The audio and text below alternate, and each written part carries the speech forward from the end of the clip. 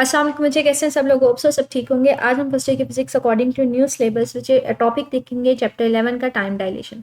हम लोगों ने ना यहाँ पे डिस्कस करना शुरू किया था consequences of the special theory of relativity. हमने स्पेशल थ्योरी ऑफ रिलेटिविटी को स्टार्ट किया था, इसके हमने कॉन्सिक्वेंसेज देखे थे।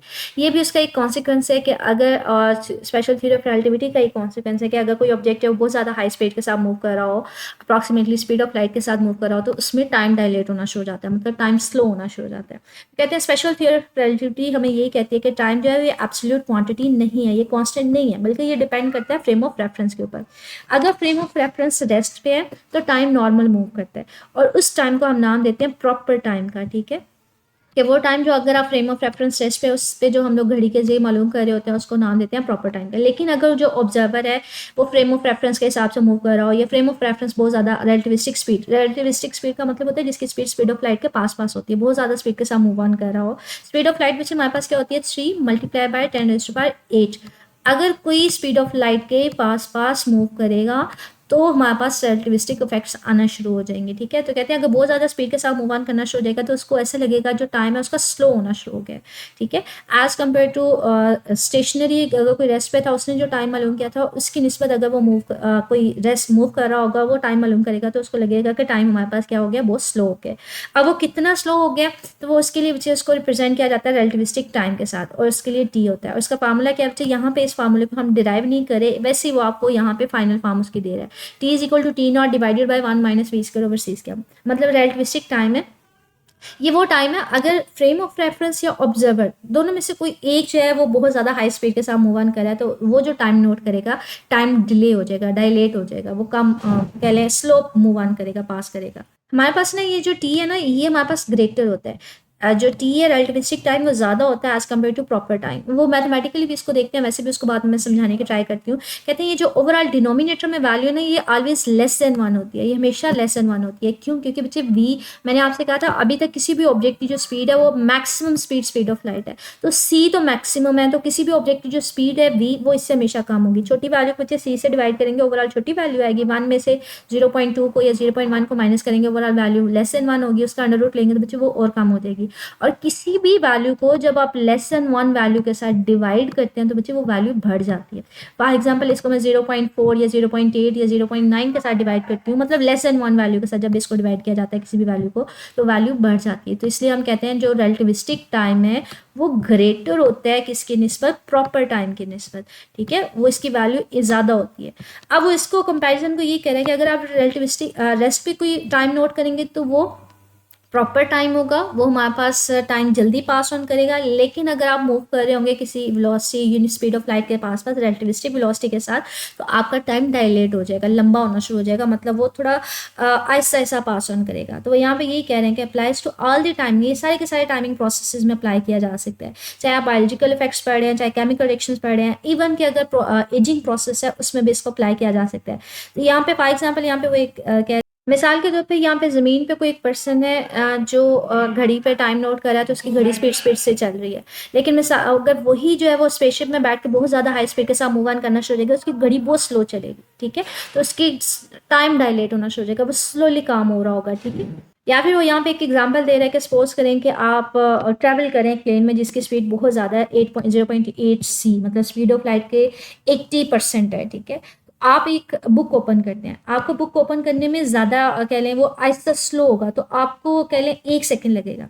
लेकिन अगर वही पर्सन ज़मीन पे ये काम कर रहा होगा, वो बुक के पेजेस टर्न कर रहा होगा, तो उसको एक काम करने में एक बुक का पेज टर्न करने में 1.7 सेकंड लगेगा, मतलब वो जल्दी करेगा, उसका टाइम जल्दी पास ऑन करेगा एज़ कम्पेयर टू यू कि आपका टाइम जो है वो स्लोली पास ऑन करेगा। आप 1 सेकंड अभी आपका गुजरा होगा, अगर वही काम कोई ज़मीन पे कर रहा होगा तो उसका 1.7 सेकंड गुजर जाएगा। जैसे मैंने आपको ये एग्जाम्पल भी दिखाई है कि अगर ज़मीन पे काम हो रहा होगा तो फटाफट टाइम गुजर रहा होगा, एज कम्पेयर टू अगर आप स्पेसशिप में जाके कहीं पर मूव कर रहे हैं तो आपका टाइम स्लोली पास ऑन करेगा। ठीक है, तो ये रिलेटिविस्टिक फिनोमेना आना शुरू हो जाते हैं। इसी तरह से लेंथ कन्फेक्शन है, तो इसी चीज़ को कह रहा है कि सपोज करें आप दो ऑब्जेक्ट्स के दो पॉइंट्स के दरमियान लेंथ मेजर करते हैं, लेकिन आप रेस्ट पे हैं, तो उस केस में आपके पास जो लेंथ होगी उसको नाम दिया जाएगा प्रॉपर लेंथ का।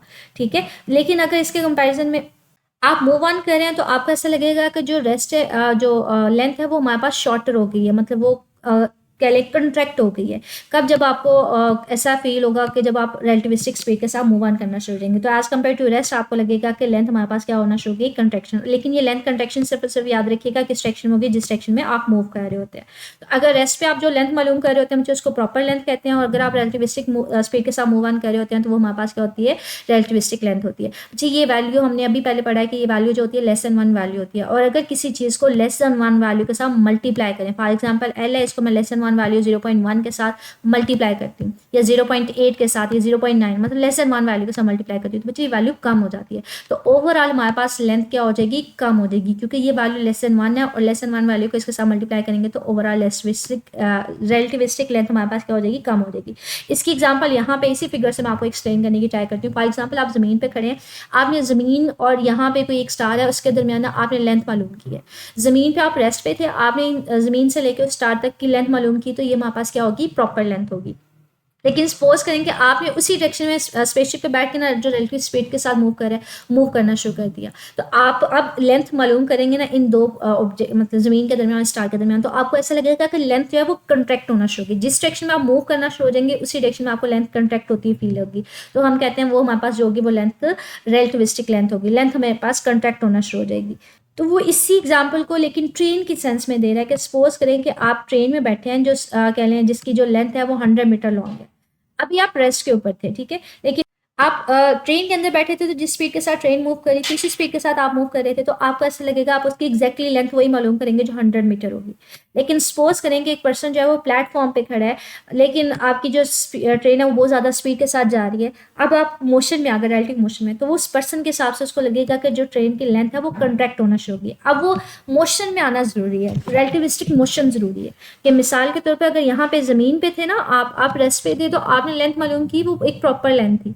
लेकिन अगर आप मूव करना शुरू हो गए थे तो आपको वो लेंथ कंट्रैक्ट होना शुरू नजर आई। मतलब आप स्पेसशिप पे, आप ज़मीन पे नहीं हैं, आप स्पेसशिप पे बैठ के आप उस जो बहुत ज़्यादा स्पीड के साथ मूव कर रही है, रिलेटिविस्टिक स्पीड के साथ मूव कर रही है, तो अब आपको लेंथ उसकी कंट्रैक्ट होना शुरू हो जाएगी, मतलब कम नजर आएगी। इसी तरह से वो ट्रेन में एग्जाम्पल दे रहा है कि अगर आप ट्रेन के अंदर बैठ के उसके लेंथ मालूम करते हैं, तो आप तो रेस्ट पे हैं उसके हिसाब से, ट्रेन के हिसाब से, तो आप उसकी लेंथ मालूम करेंगे 100 मीटर।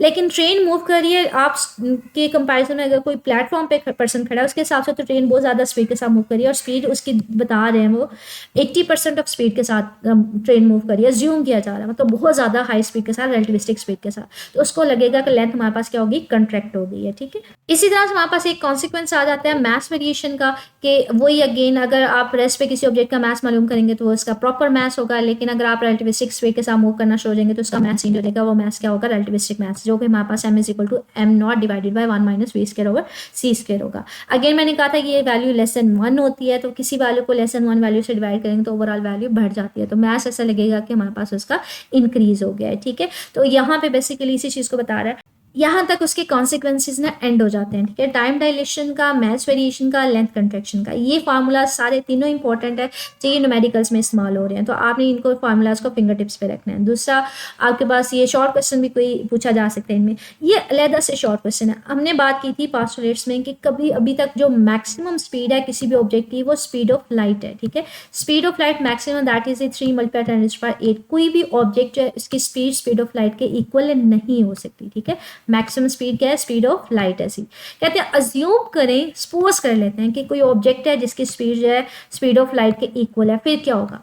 तो कहते हैं उस हिसाब से अगर हम अजम्पशन लें कि सपोज कर लिया हमने कि एक ऑब्जेक्ट है जिसकी स्पीड जो है ना वो स्पीड ऑफ लाइट को अप्रोच कर गई है, फिर क्या होगा। तो बच्चे जहाँ पे v लिखे ना वहाँ पे c लिख दें। तो ये जो हमारे पास मैथ्स इक्वेशन है, यहाँ पे v था ना, यहाँ पे c लिख दें। तो अगर मैं यहाँ पे c लिख दूंगी तो c स्क्वायर हो जाएगा ऊपर, मतलब v की जगह c लिखा, c स्क्वायर ये दोनों कैंसिल हो जाएंगे, यहाँ पे इसकी जगह क्या आ जाएगा 1।